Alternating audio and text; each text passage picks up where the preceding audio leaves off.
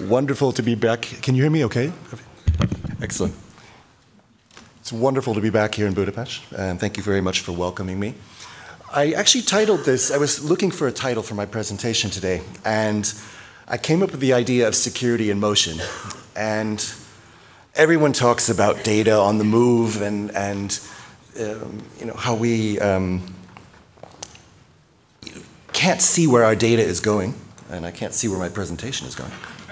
Oh, there we go. Perfect.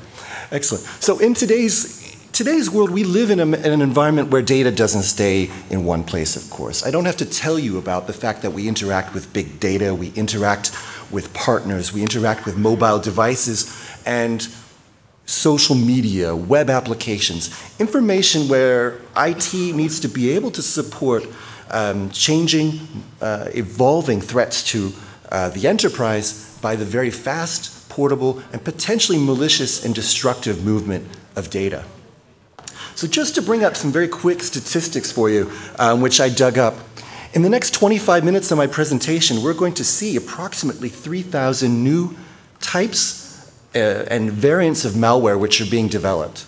That's a lot. That's about 70 to 100,000 per day. Also, something else that we should mention, we talk about new devices, mobile devices, tablets, new operating systems.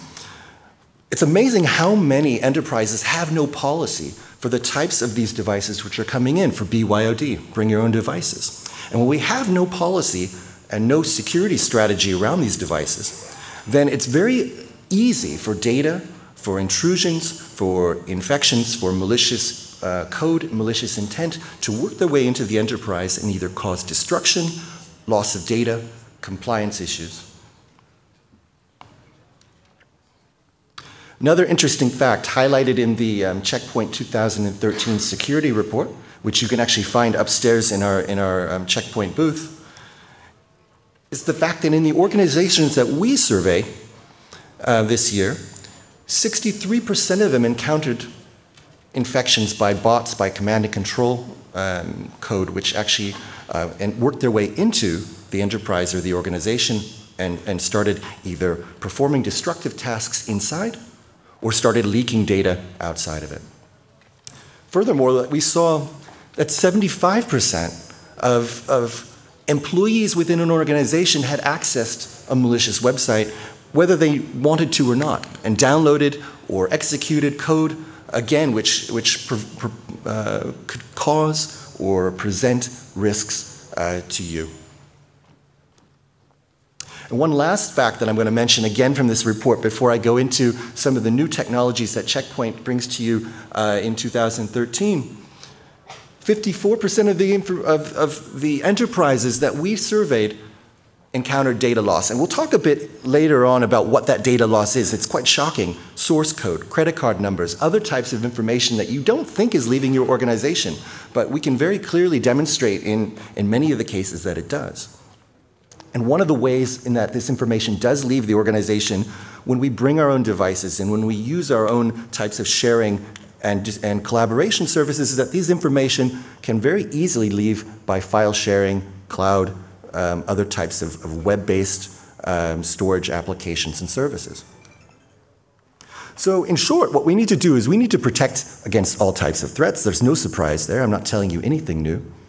But we also need a way to enable us to share information securely with being aware and protecting against the risks of sharing information, but allowing it to be done securely and safely. So I'm going to highlight two technologies today for you. Some newer, well, all of it new, but some newer than others. First of all, I'm going to talk about Checkpoint R77 and the concept of consolidated threat protection and prevention. You're going to find a lot of products out here today at the next 2 days of ITBN, and we certainly encourage you to, of course, talk to vendors, talk to us, talk to others, and find products and solutions that work for you. However, what I think you'll find is that there is no one magic solution, and so when you have the ability to bring together multiple layers of protection, multiple products through central management and central administration, it becomes a much more powerful security management tool against threats that you don't even yet know about. And the second concept I'm going to talk about at the very end of our presentation briefly today is about the concept of mobile information protection. This is, it is one important aspect of security to, of course, protect against intrusion, propagation, destruction. But it's very much another to allow us to actually take information and legitimately use it, secure it. And so I'll talk to you about two technologies from Check Point which actually allow us to do that. I don't have to tell you, we are 2,000 security professionals here at ITBN. And of course, I'm sure you encounter many of the security challenges of unknown or targeted threat attacks into your organization. I'm sure many of you are concerned, and we can talk about this, the fact that these attacks are becoming much more targeted to industry, to particular geographies, to particular types of information and victims that they want to attack.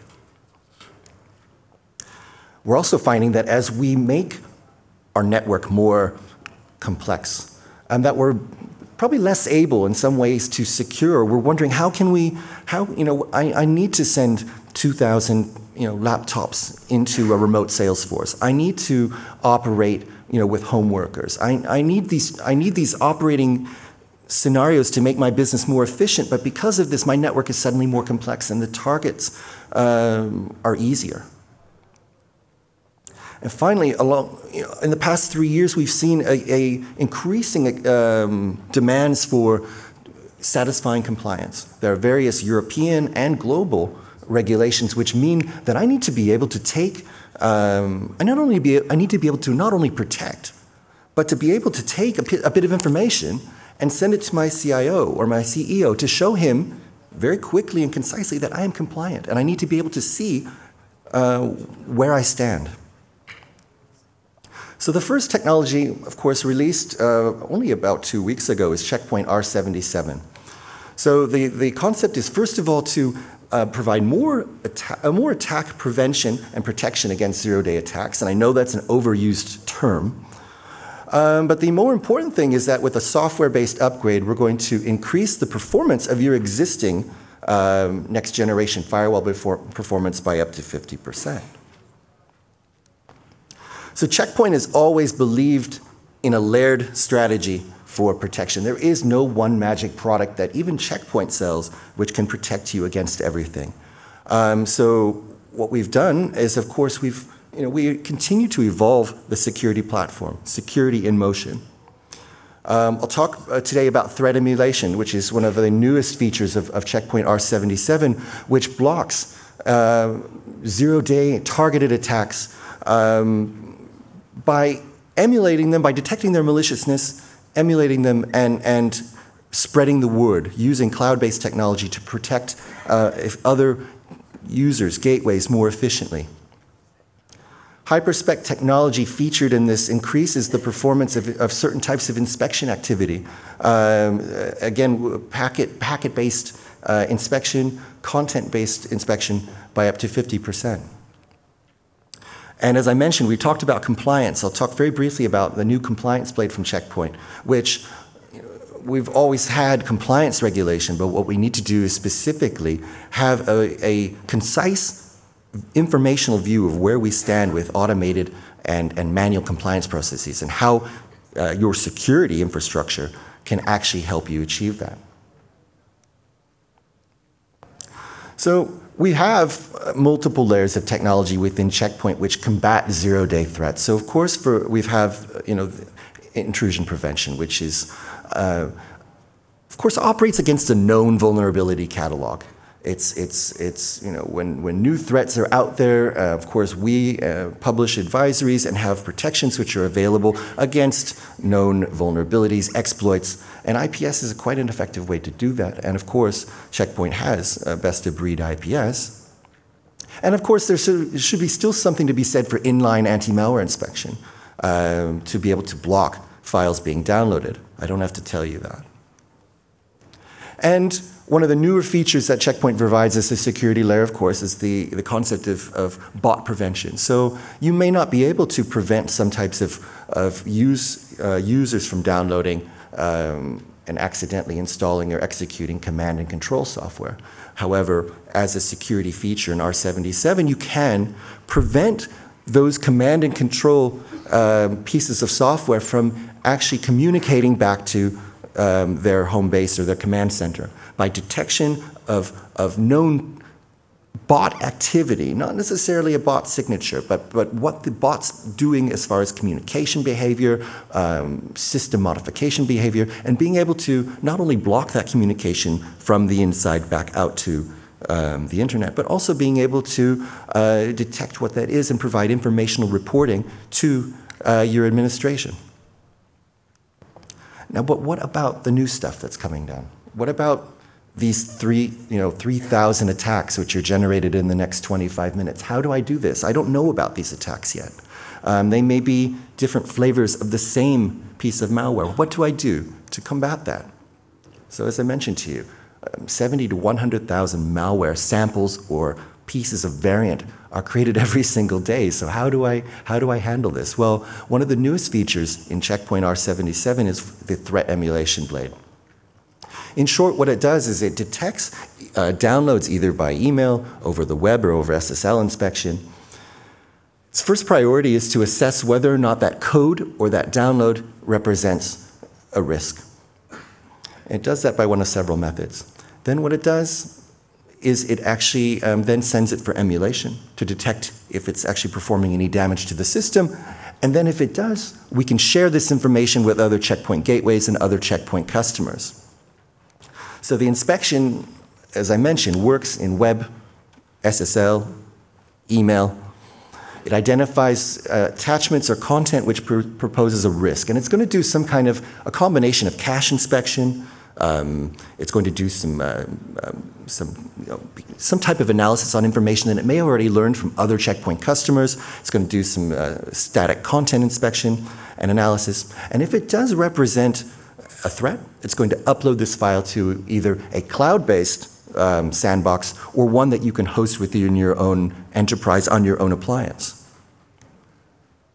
What it's then going to do is it's going to, again, over the cloud or over in your own environment, it's going to emulate, it's going to actually launch either your own specific operating system with Office and other types of applications, or else you can actually run it through an entire suite of prepared or customized operating systems and Office versions to detect if this file is going to actually perform damage to your environment, to your system, or to your data. And it's going to look at file systems. It's going to see if the registry is being compromised. It's going to see if command and control connections or data leakage is taking place over the network. And it's going to also monitor modification of either the core operating system's process or modification of some of the applications you have in your environment. And if it does find that the information has been compromised, it's not only, of course, going to block or prevent the download from being executed. That's an obvious feature. But what if you could actually leverage that more effectively? What if, for example, first of all, I'm going to cache this information locally so that I don't have to re-emulate, re-evaluate this particular piece of code on this local gateway. But then I'm going to actually share it both over Threat Cloud, which is our cloud-based service, so that I can inform other Checkpoint gateways and other Checkpoint users, so that I can actually, when we have an attack which is targeted, for example, at the banking industry, the government sector, other customers, other Checkpoint customers can share and replicate that knowledge so that we don't have to reinvent the wheel.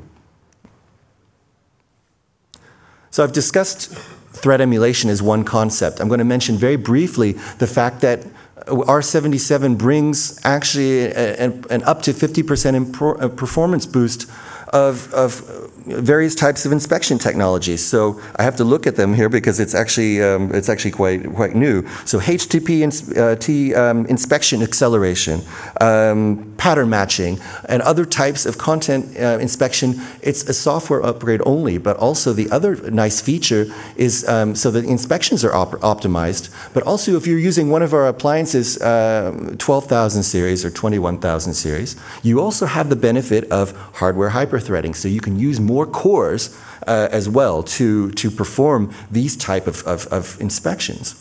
And I won't go over the statistics in detail here. I mean, many of you are not Checkpoint customers, but for those of you who are, you will notice dramatic software-based performance improvements. So I encourage you after the presentation over the next 2 days to come visit us at the Checkpoint booth, and we can discuss specific benefits of R77 with regards to your environment. And these are real-world performance numbers, a real-world traffic mix. It's not fixed packet sizes. Also mentioned compliance. So one of the new compliance is a new blade within R77. And this is important because, of course, there are many security-based processes which compliance demands us to look at. For example,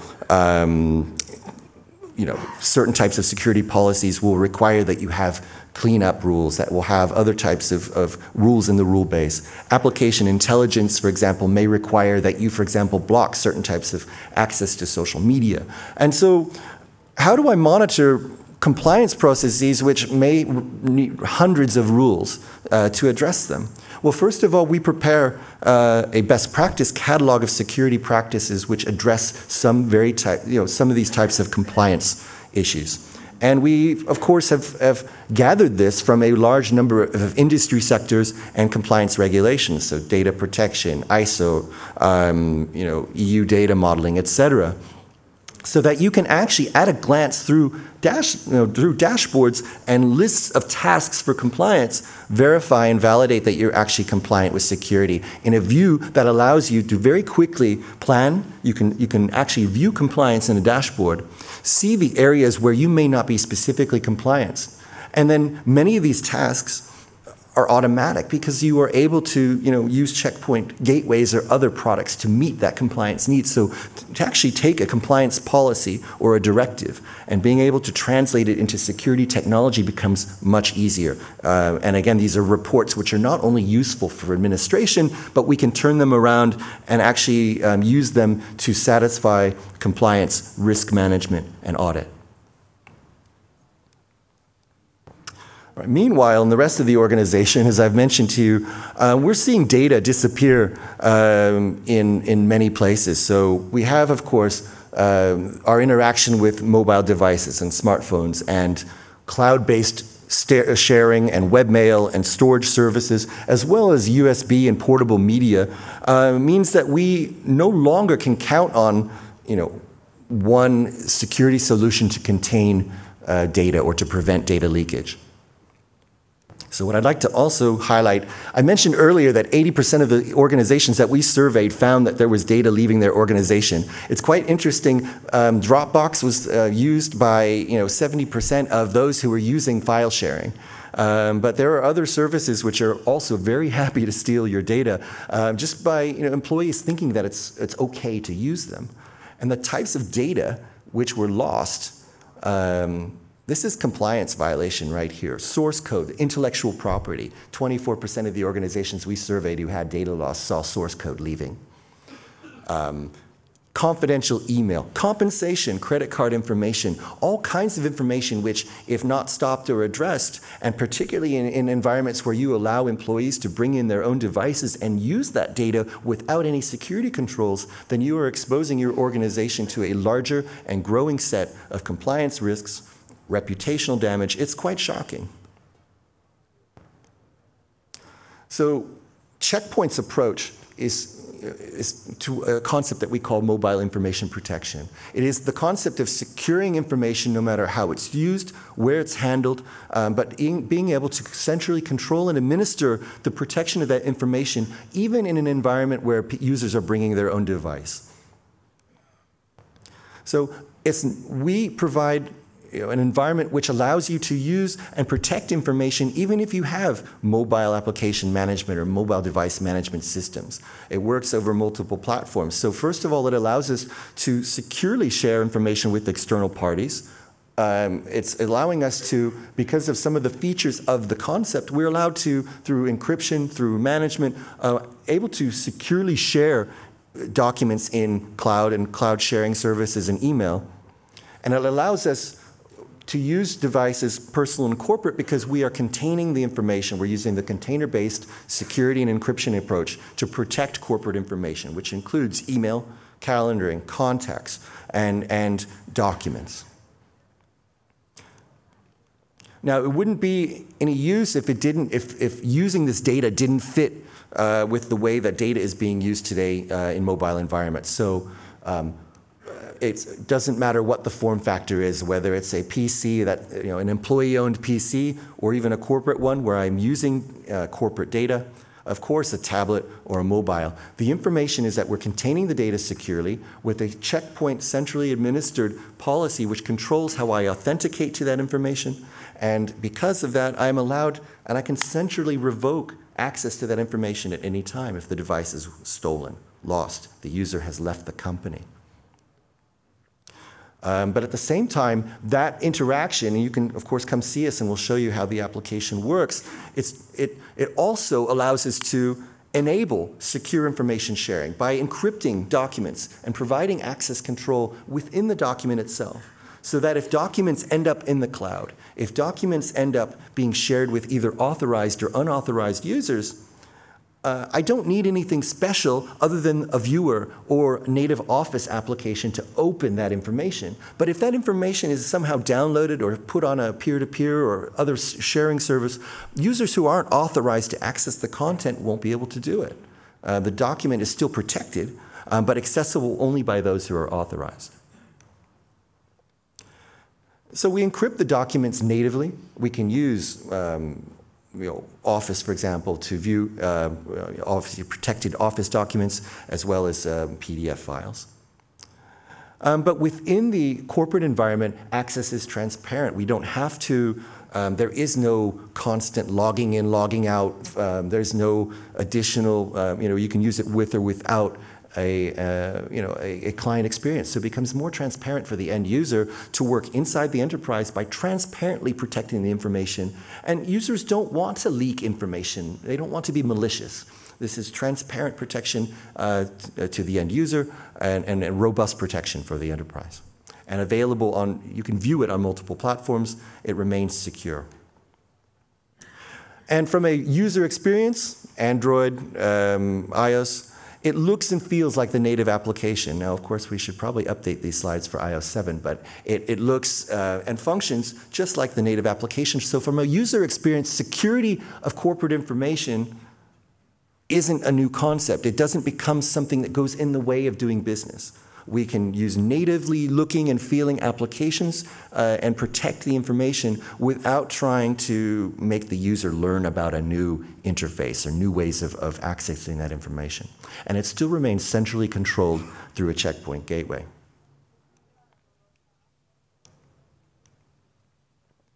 And this is just one, again, as talking about the layer concept to round out the discussion. This is one layer of a multi-level mobile information protection strategy. And we can talk to you about the other layers of protection up at our booth today and tomorrow. So they also include disk encryption, of course, being able to protect information on mobile devices, which obviously if these devices get lost or stolen, they don't represent a security risk. The data is unusable. Also protection against information which leaves by removable drives. Again, it's also important. We lose more customer information and data, and it becomes an increasing compliance problem. In addition to the traditional checkpoint inspection technologies such as VPN and data leakage protection, which have been on our gateways for quite a while, and we can talk to you about those. The overall goal and the theme I want to leave with you today is that security is a multi-layer, multi-product and solution strategy, but Checkpoint brings it all together by first of all making sure the performance is there, so that you can consolidate security and not lose performance. You can manage it in one place. You also address traditional but also emerging threats, threat emulation being the latest technology which allows us to address threats that we don't even know about yet. And finally, being able to, while those threats still exist, allowing you to effectively equip your employees to do mobile business with mobile devices. And again, don't be afraid to do business. Just make sure that you have the right security strategy and company in place. And of course, I hope that's Checkpoint. So I would like to say, Kojanam, thank you. thank you very much. Please come see us up at the Checkpoint booth and enjoy the rest of your 2 days here at ITBN in Budapest. Thank you very much. Appreciate it. Thank you very much.